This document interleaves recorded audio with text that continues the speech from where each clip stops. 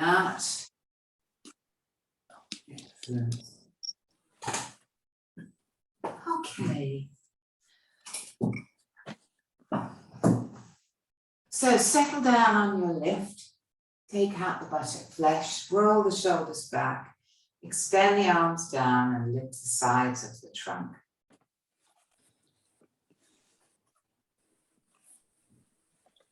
When we think about all the activity that it takes to get into this position, all the running around, the organising, setting up, getting the screens ready.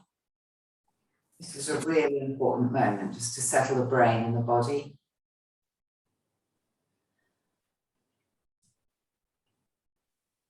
And change the focus. So the focus changes from everything that's going on out there to what's happening in here.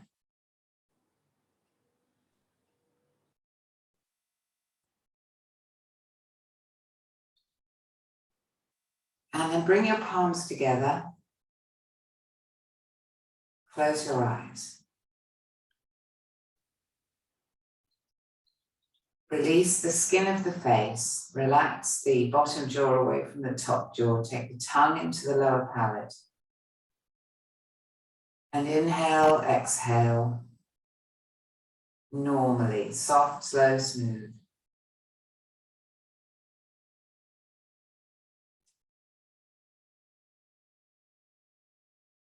Feeling the movement of the rib cage, lift of the chest, support from the back ribs.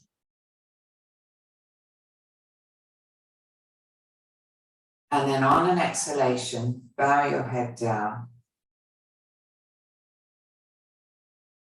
Keep the chest lifting, shoulders rolling back. Thoracic spine deeply in.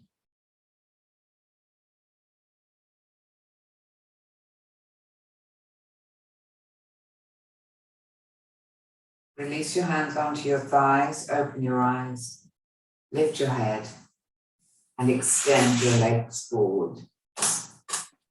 All right, so today's class was about back bends. No, not back bends, inversions. What am I thinking? I want to say something first of all. Inversions are very simple when you think about the structure of them, they're very simple. They are about technique and they are about a state of mind. Technique is the careful placement and the attention to detail of the areas in contact with the floor. That's your base. So that's where we start. Whether you're going up or not, we start with the base.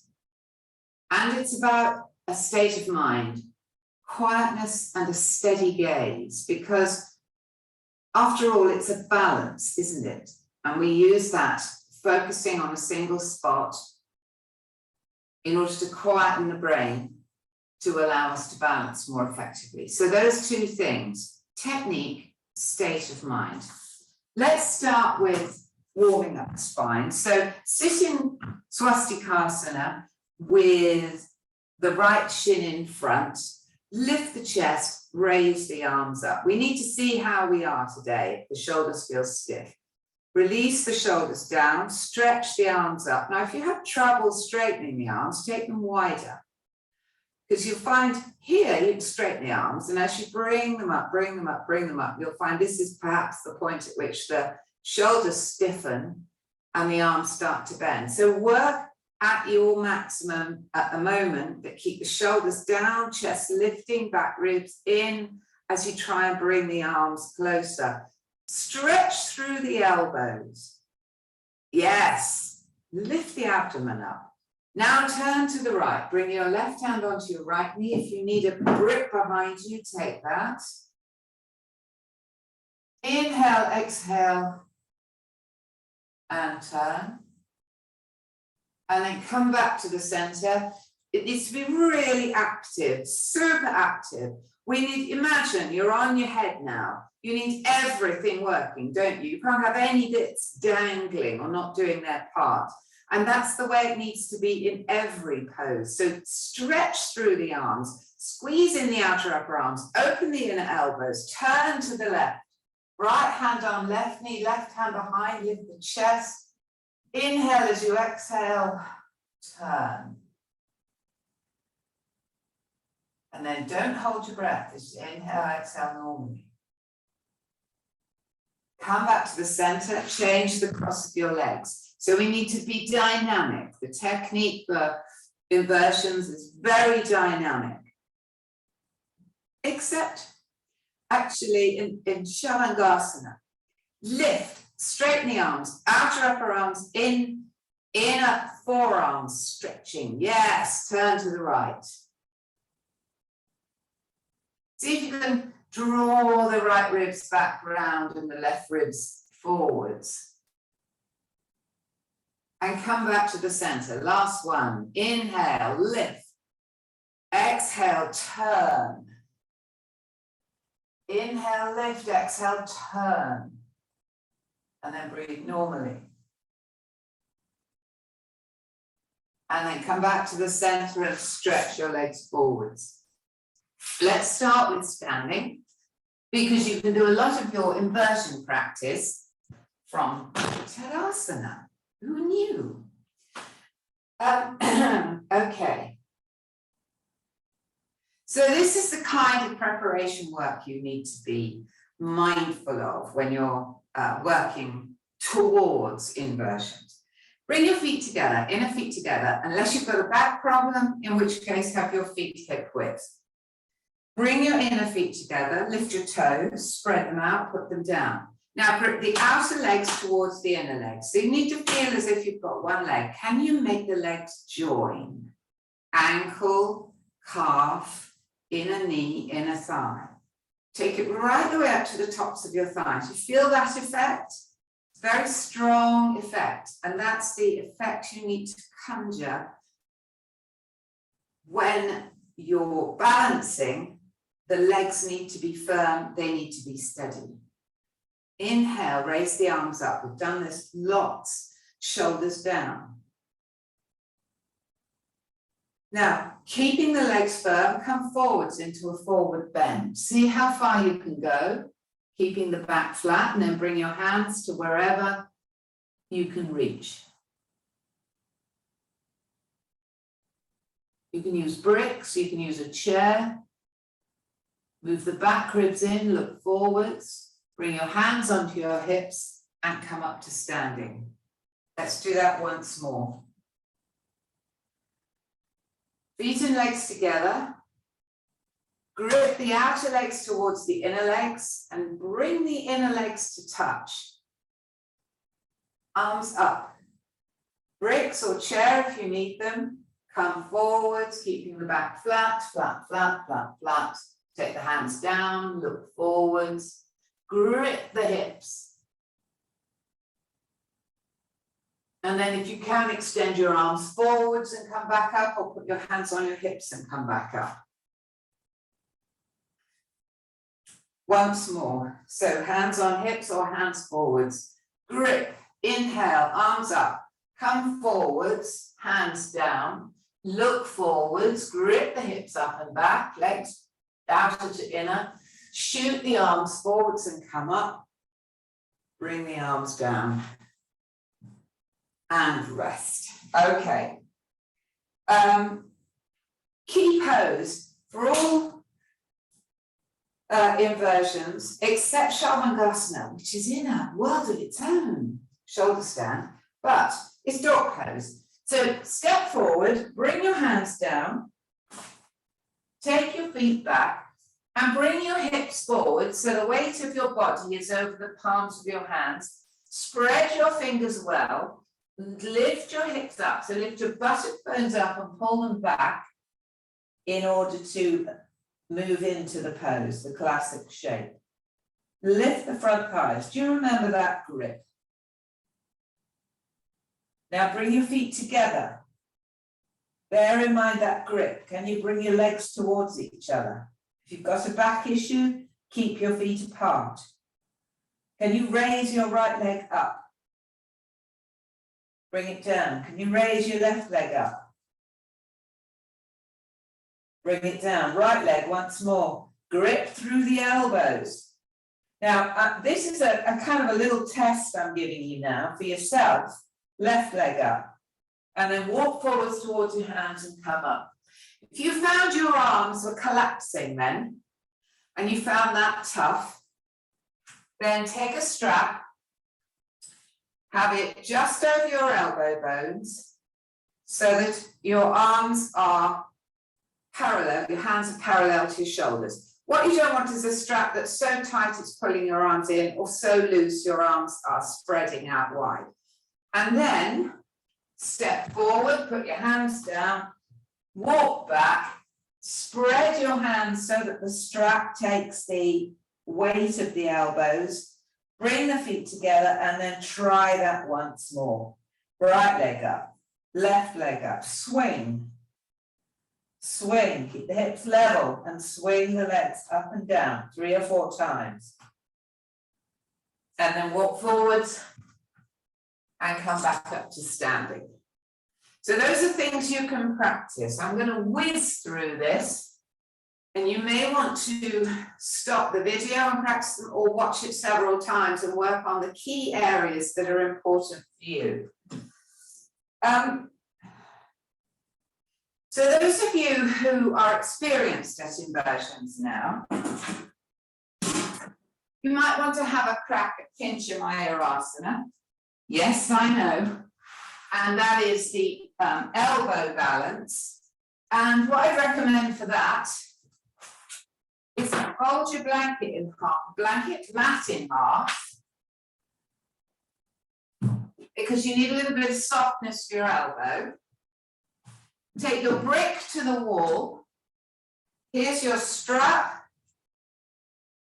for your arms.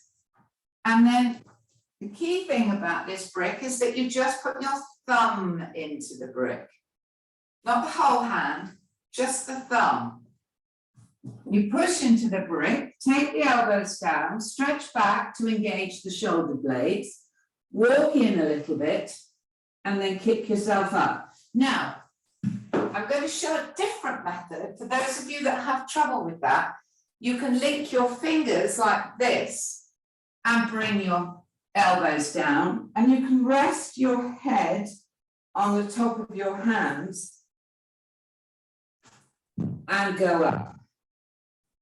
And that gives you a chance to push and see if you can release your head from your hands and then come down again.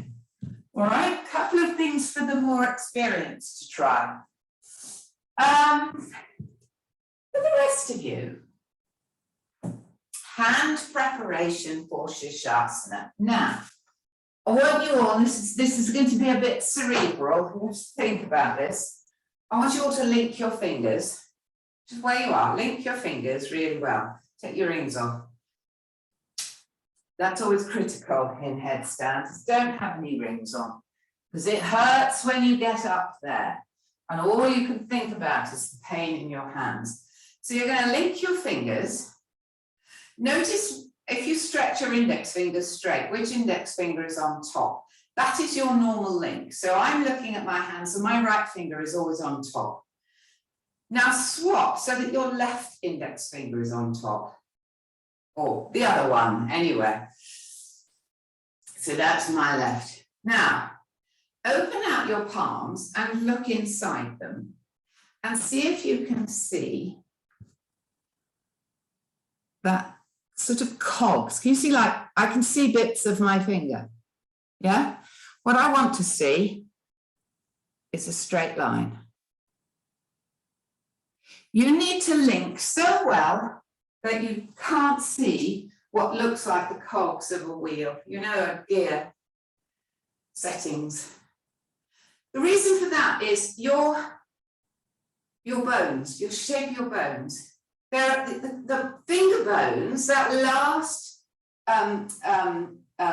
metatarsal there is like a classic dog bone shape. It's got a skinny middle and a bulbous top and bottom.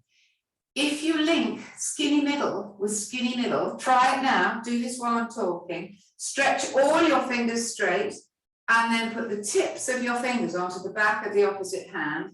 Now try and pull your hands apart. Doesn't happen, does it? Right, that's what you put on the floor. Is that really strong basket. If you have gaps, when you pull your fingers apart, they will come apart. So the pressure of the back of your skull into the thumb mound when you're doing a headstand will just push your hands apart. You've got no base, okay?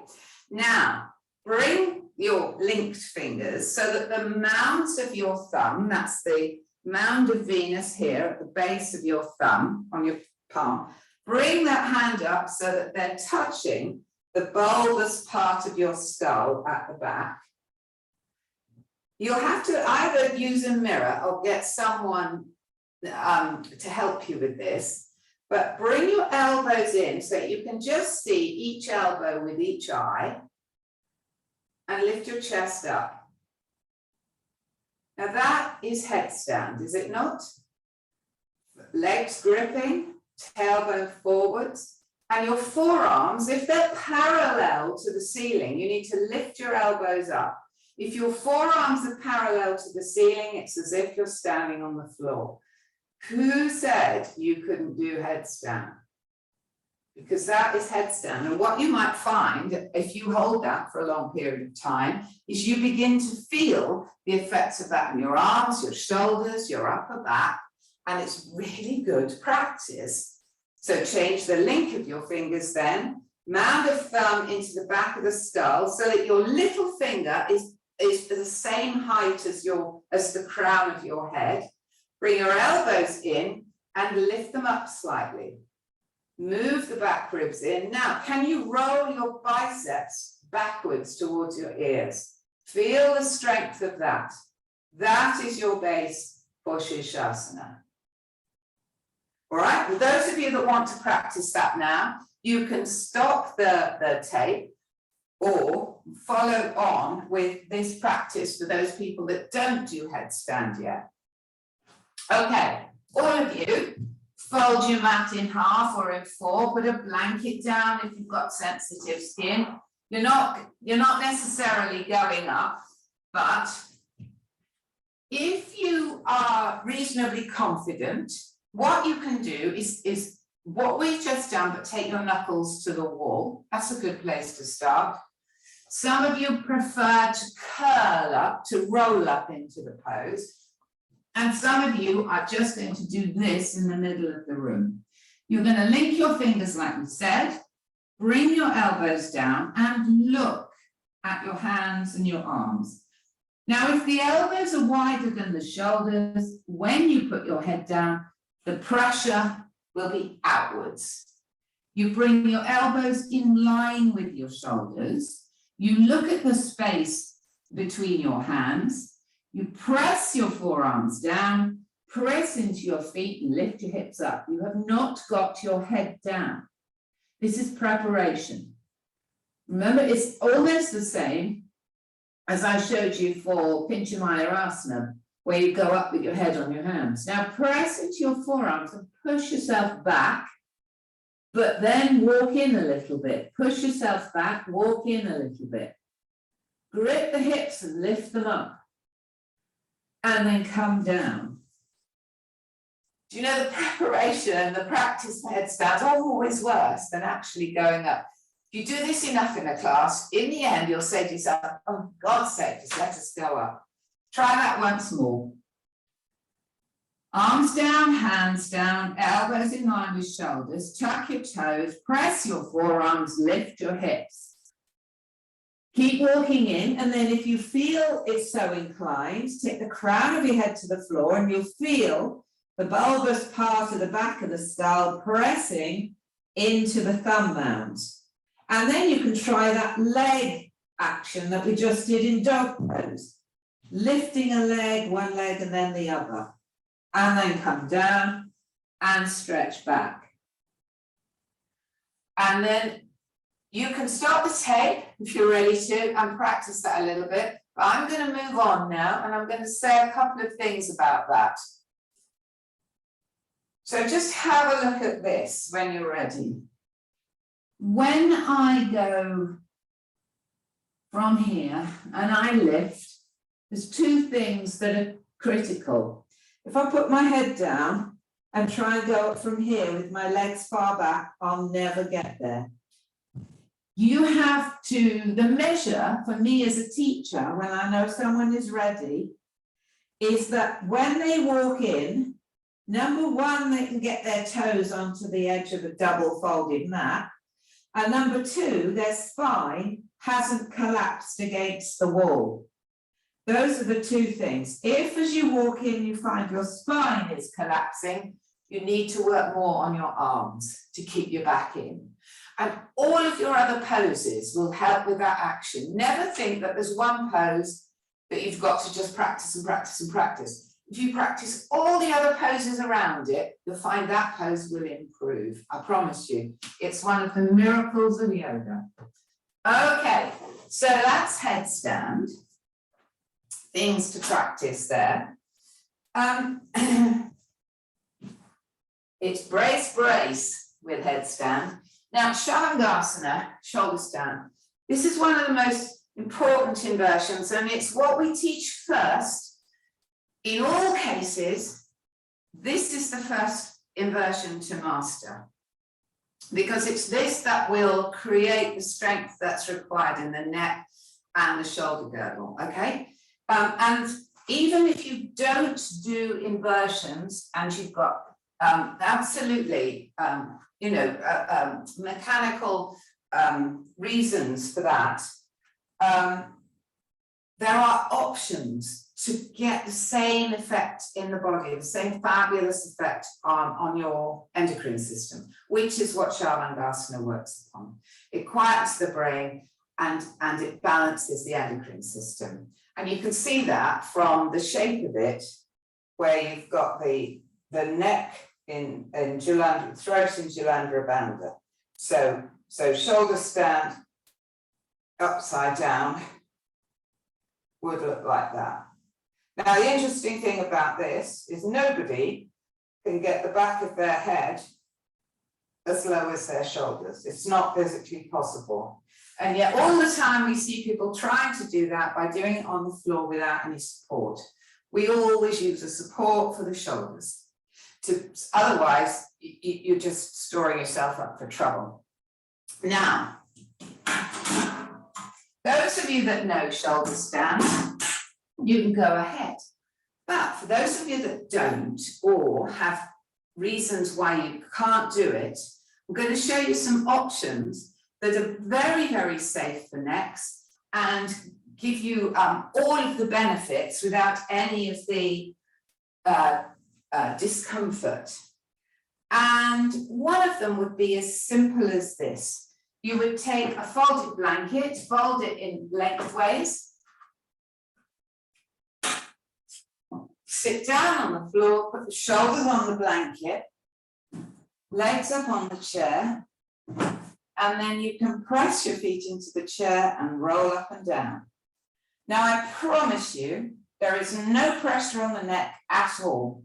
The pressure is all here on the shoulder blades, and as I lift up, the pressure is rolling to the tops of my shoulders and then rolling down again. You'll really love this. It's really good work. And then you might even get to the point where you think, well, that feels quite nice. So I'll tuck my shoulders under and get right onto the tops of my shoulders. I could even grip the legs of the chair and get right onto the tops of my shoulders. And there we are. Now, I could try from here and go up, but there's nothing under my elbows, so it would be a disaster. So don't. That is for people who just want to work on getting the understanding of how to lift up and roll down. You can use anything you like, but just have a lift under your shoulders and be quite close to wherever you're putting your feet. So look at that shape there. It's the seat of the chair is very close to my legs, my bum. I can grip the feet of the chair as I go up and down. All right. Now, just thinking about your sofa. I'm going to show you a lovely version of shoulder stand that anybody can do who doesn't have a medical condition but isn't necessarily familiar with the pose. And I'm going to pretend this chair is a sofa, all right? Think about your sofa, get yourself a cushion or similar and put it at the base of your sofa. So it's slightly away from the bottom edge there, all right? Now, you sit on your sofa. I'm going to move that chair along the wall so you can see better. You sit on your sofa on the seat and you swivel your legs around over the back of the sofa. So you're now sitting backwards on your sofa, and then you slide your head, your shoulders onto that cushion, head slides towards the floor, and then you take your legs up over the back of the seat. Shoulder stand.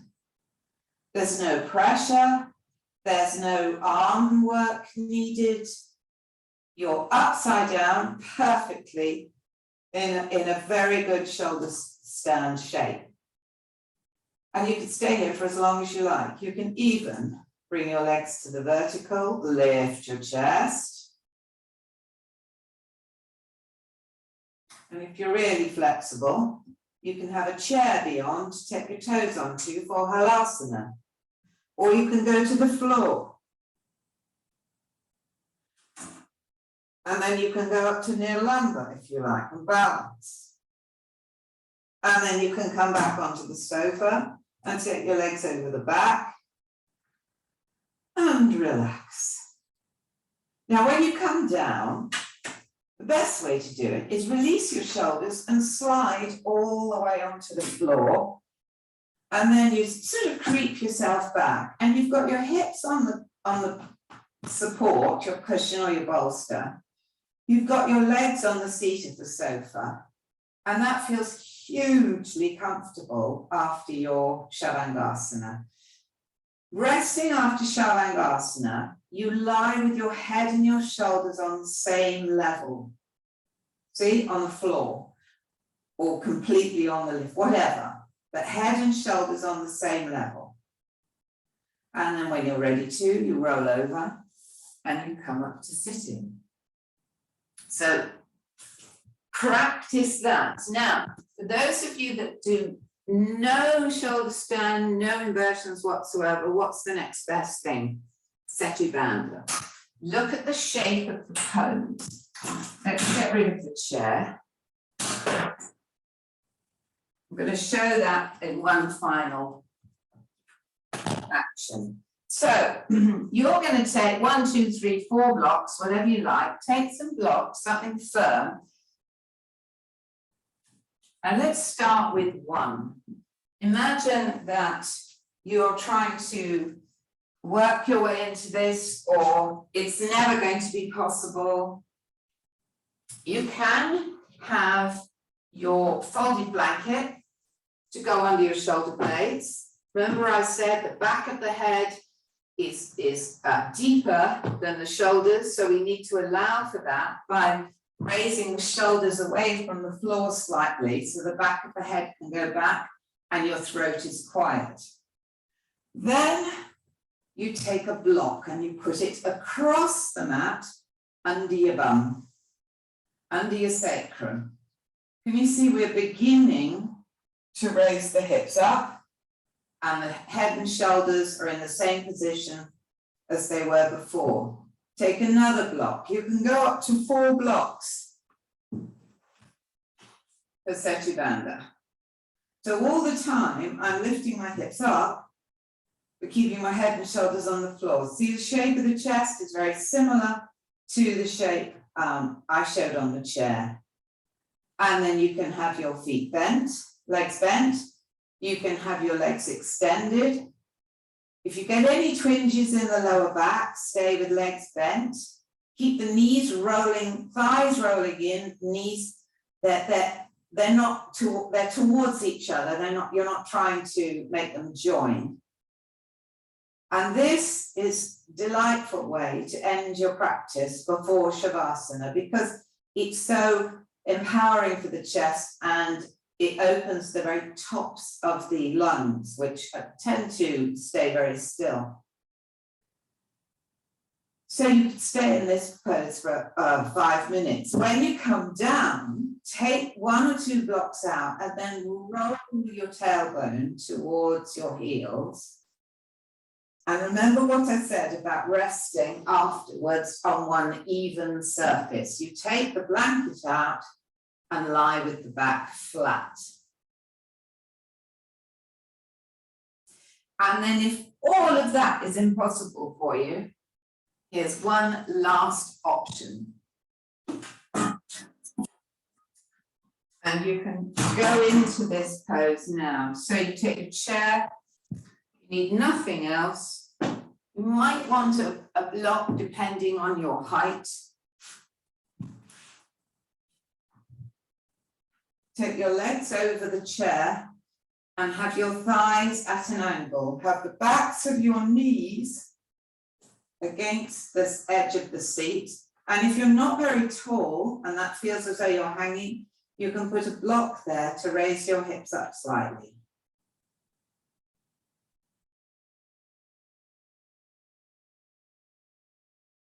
And rest.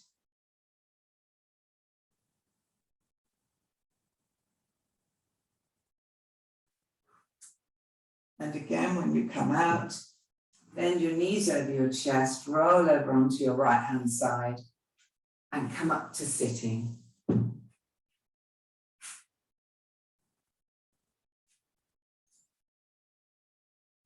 Now I know there's a whistle stop tour, but the trick with that class is to break it down into the sections that you need to work on and then work on those, because in order to continue your practice, you're going to have to develop some self-discipline to work on the areas that perhaps you're more fearful of or don't quite have the capacity for yet.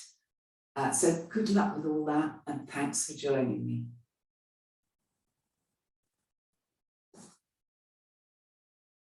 See you again soon. Thank you. Thank you.